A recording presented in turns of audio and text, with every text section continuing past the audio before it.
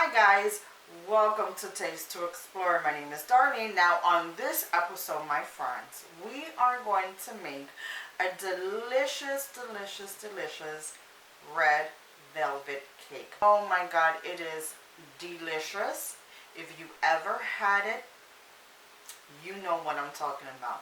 And if you have never tasted a delicious red velvet cake, this is the one. Super easy and delicious.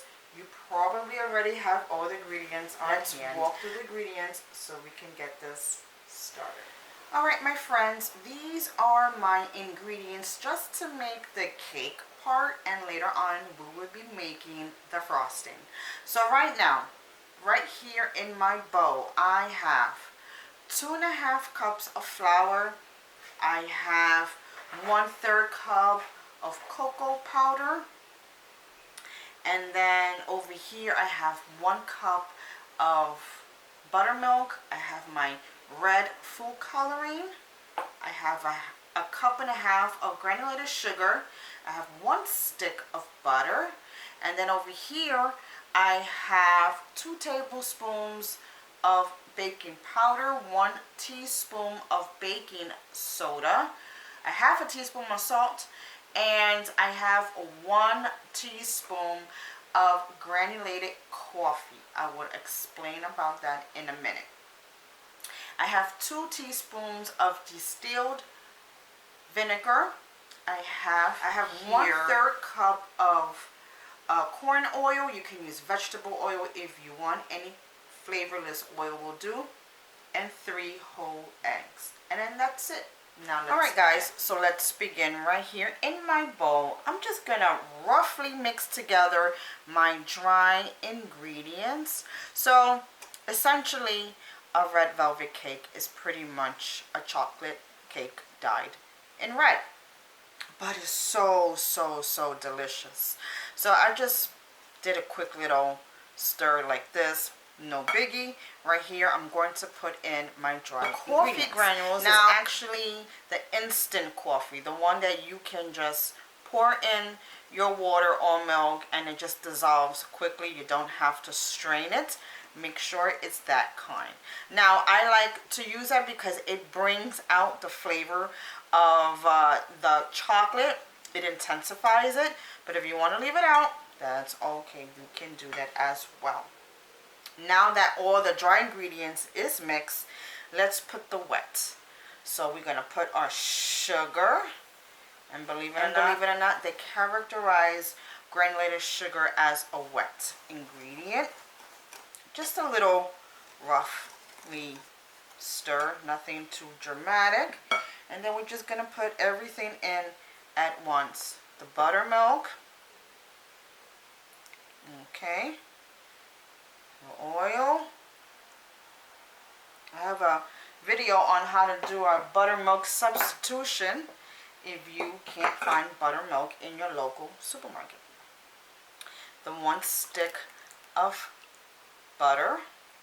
You can use unsalted or salted, whichever you prefer.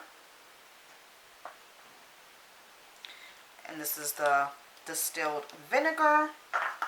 And then the eggs, 3 whole eggs. Alright, and then just mix to combine.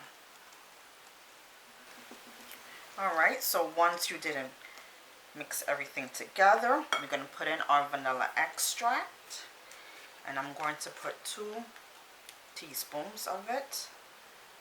1, 2. Really does give a wonderful flavor. Oh, I'm trying to get a plastic spoon to take this out, but I see I'm gonna be needing to use the back end of the spoon. But anywho, let me see how good this takes out. So just be careful when you use food coloring. You don't want to stain your clothes or your fingertips. It had happened to me already today by opening this up. So we are going to put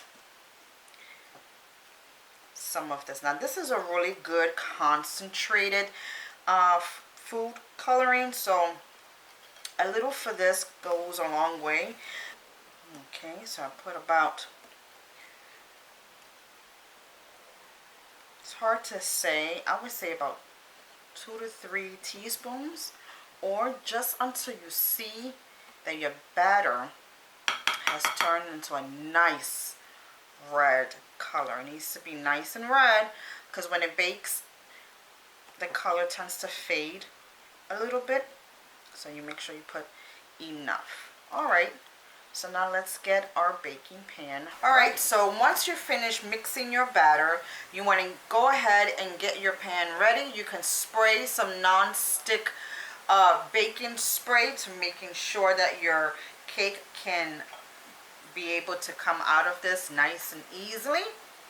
And with a spatula, we're just going to help it and clean out the sides as it pours its way out. I'm just going to turn it so it can pour evenly.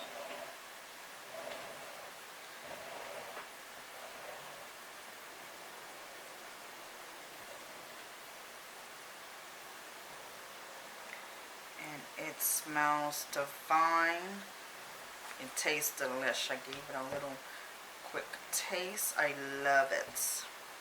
One of my favorite recipes for red velvets. Alright guys, so at this point, after you put all your batter in here, you just want to tap it on your table like this to release all the air pockets.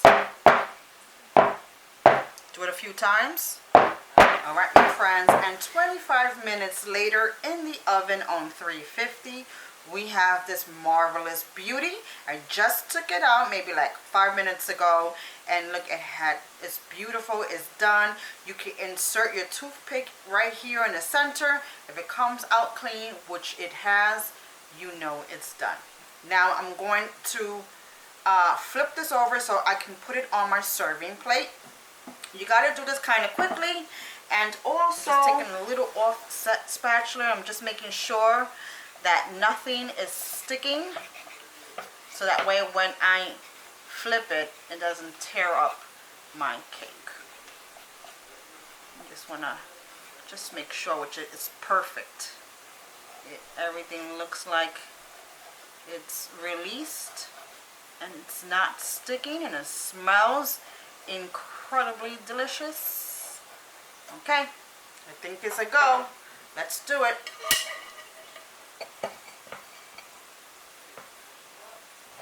Be careful because this plate is hot. I mean this cake pan. And I just want to feel it loose. Ta-da! Look how beautiful that is. Wow, that is amazing. I really have to show you guys this recipe I have for a cake release. This is what I had used. Look how clear and clean that is. Nothing on the pan. Oh my God, that is beautiful. And it will be perfect for you guys to try it, so that way your cakes can come out clean and beautiful as well. Anywho, let's make our frosting and get this put together. Alright my friends, so right now it is time to make our cream cheese frosting. Right here I have an 8-block cream cheese, full fat, that is at room temperature. Please try not to use it while it's cold in the refrigerator because you won't be able to move it. It's going to be impossible to mix. So I got that. And I'm going to cream this with 4 ounces of butter that's also at room temperature. You can use a large bowl and a whisk like I'm doing and just mix like this. This is going to break it down and become fluffy and creamed. Alright guys, so we're just going to whip this until it combines as nice and fluffy as you see here. And it's probably going to take 2 to 3 minutes. Alright, perfect. Now we're going to place in our confectioner sugar or powder sugar, and I had used 3 cups, and we're going to place that right in. So easy, so delicious, guys. Really, really simple to do. With that as well, I am going to put in some vanilla extract.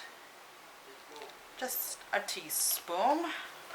And to make sure that this combines really well, I have here some heavy cream. You can use milk or half and half, but I like heavy cream. It just gives it a nice silky, a nice silkiness to it. So I'm just going to mix and to combine.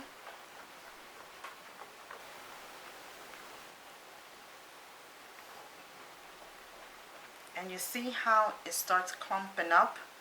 You don't want that.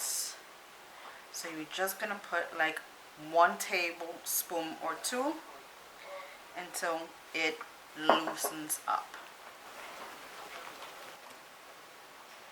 Alright guys, you see how thick it is? That is not what I want. I want it a little bit more looser. So I'm going to put another tablespoon. You're probably going to need around 2 to 3 tablespoons.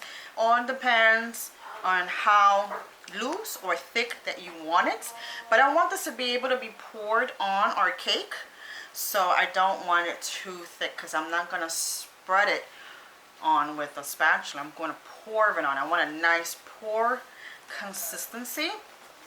Not too runny, but not too thick. Just loose. Just like this actually. See how nice it is? It's going to pour just right. So I am going to put this in a cup that I'm able to pour it on much better. And we are going to finish up on this wonderful cake. Alright guys, now it's time to dress our beauty. It had been cooling off for 2 hours. Make sure that this is cooled off. 2 hours is a pretty good amount of time. I want to show you that I had put my frosting in a cup that's easy to manage and pour. And that's what I want. I want a nice thick but pourable consistency. Okay. And then just to show you that I also have some sprinkles, red and green, just to decorate our cake a little bit on top. Okay, so now let's begin with our beauty. Alright my friends, so now it's time to begin. And grab a big spoonful and just pour it on and let it fall as it wishes.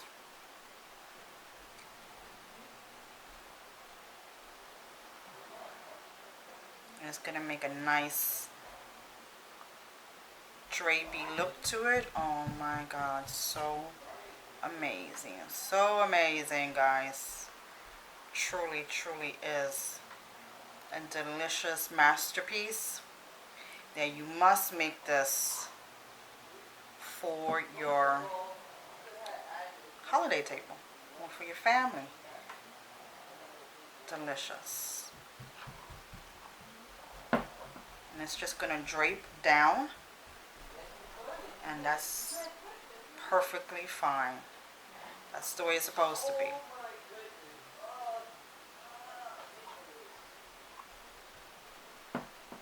Beautiful. Beautiful. And it's okay that it didn't cover all the way down, because you want it to be like that. I don't know if you can see that there are some areas that was touched and some areas that wasn't. That is fine. That's how I want it to be, nice and pretty. Alright guys, and this is optional. Now we're just going to dress it up sprinkles with a little bit of, just to give it some, you know, color. Make it have that nice festive, Christmassy feel to it, because it's red and the green, and this pop of color against this white is amazing. And that's it, my friends. This is done. You can eat. You can share with your family. And now let's do a taste test. Okay, my friends, I am going to cut me a piece because it's just screaming my name. And I cannot wait to give this bad boy a try.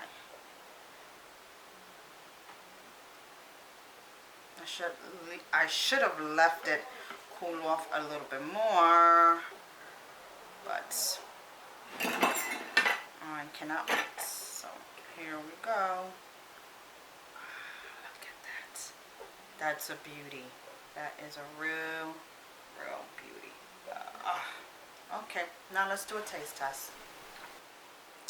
Guys, you gotta give this a try. This is such a dynamite of a cake. It's so moist, so flavorful. It came out not overly sweet, but just the right amount of sweetness, because since we put the frosting, it just took it over the edge.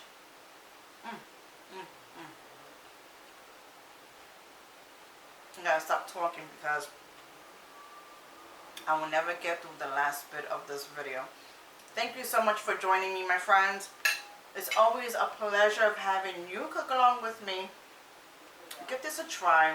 This will look so lovely on your holiday table, on your dessert table. Bring this to a potluck. Make it whenever. Enjoy it whenever. You will thank me for it. In the description box below, you will find the measurements to this particular cake. You will find the links to my social media sites, which I invite each and every one of you to come and follow me through. And until then, my friends, leave me a comment below if you want me to make anything else. And I will see you again. Have a blessed and wonderful holiday. Take care. Bye-bye.